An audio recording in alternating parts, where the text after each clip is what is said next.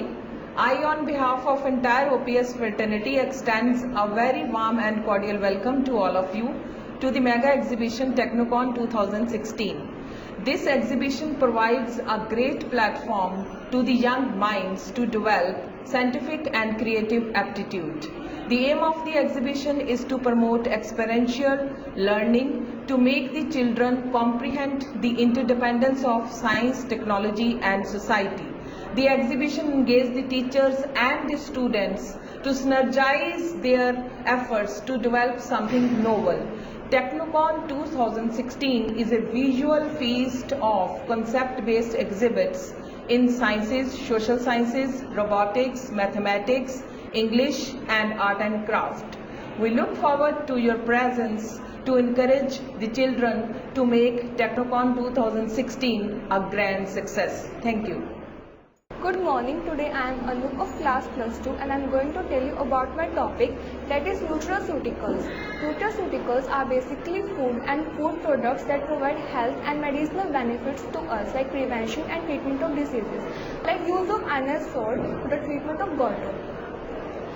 The major food that we eat, like whole grains, pulses, beans, fruit, vegetables, contain a large amount of phytochemicals. Phytochemicals alone or in combination has a tremendous therapeutic potential for ailment of so many diseases like gut-brain hypothesis, asthma, hypertension, colon cancer, biliary diseases and obesity. Obesity is the major disease in this world because of the junk food that humans eat. So my topic is nutraceuticals that will help you to reduce your medicines and make food your medicine. Phytochemicals generally involve polysterols, polyphenols, carotenoids, terpenoids, flavonoids, glucosinolates and fibers. Phytochemicals have so much benefits like prevention of aging, colon cancer, DNA damage and so many diseases like cardiovascular diseases. So this was my topic. So you have to eat so many fruit and vegetables from prevention from such disease. Thank you. Good morning. I am Chek, student of plus 1 medical class, and today I am telling about my topic, air purifying plant. Then first is golden pothos, most effective indoor purifiers, removes formaldehyde, xylene, benzene, carbon monoxide. Then second is bamboo palm, removes formaldehydes and act as natural humidifiers.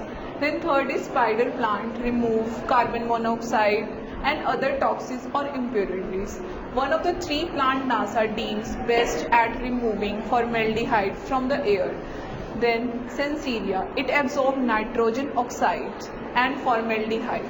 Then a rubber plant. A rubber plant is also known as viscous elasticity. It needs bright light and water once, twice a month. Then ferns. Ferns any of serval and non-flowering vascular plant that possesses true roots, stems and complex leaves and reproduce by spores.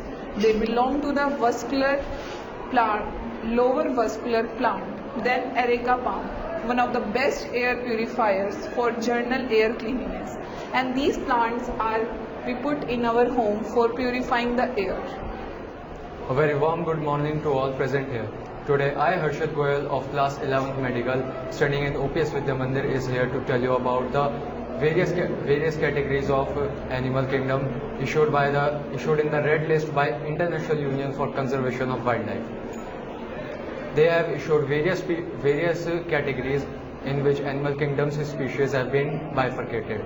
For example, we have vulnerable species, extinct species, threatened and many more. First we will talk about the orangutans.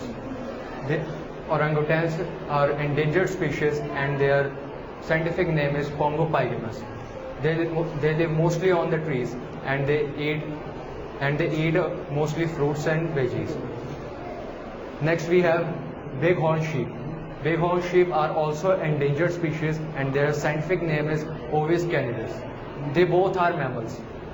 Here we talk about grizzly bear, whose scientific name is Ursus erectus. Its status is not endangered, but still their species is less in number due to loss of habitat. Often they collide with human activities due to their scarce population.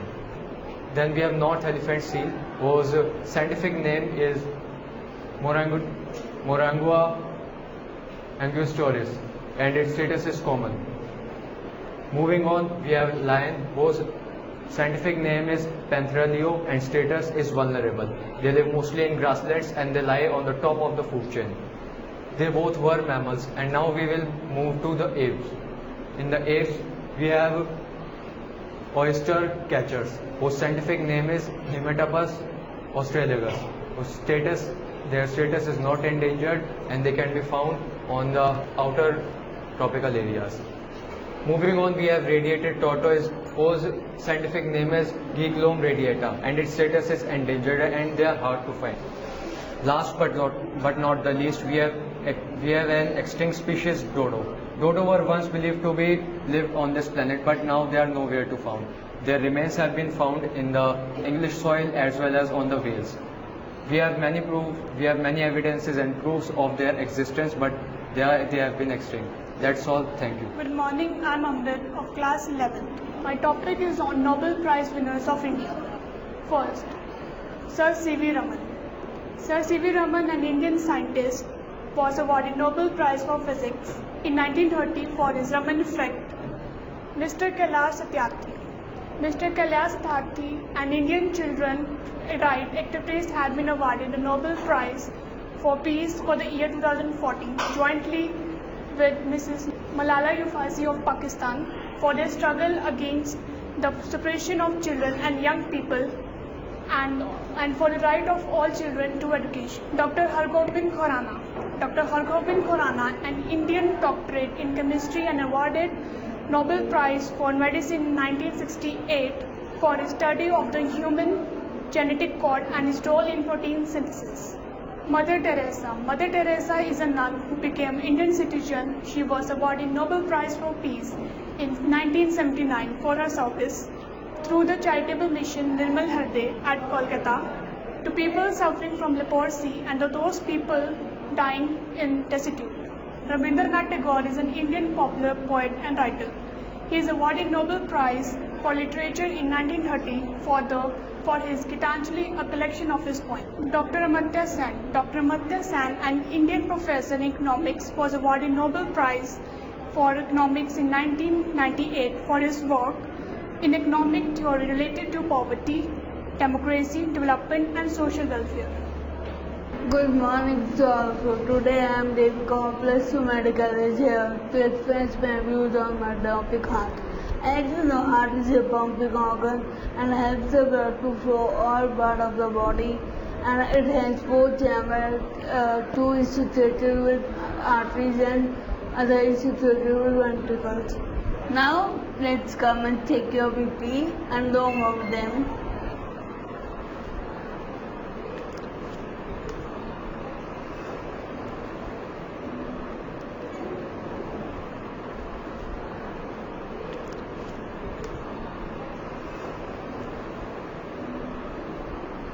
It's 147.96 and pulse rate is 85.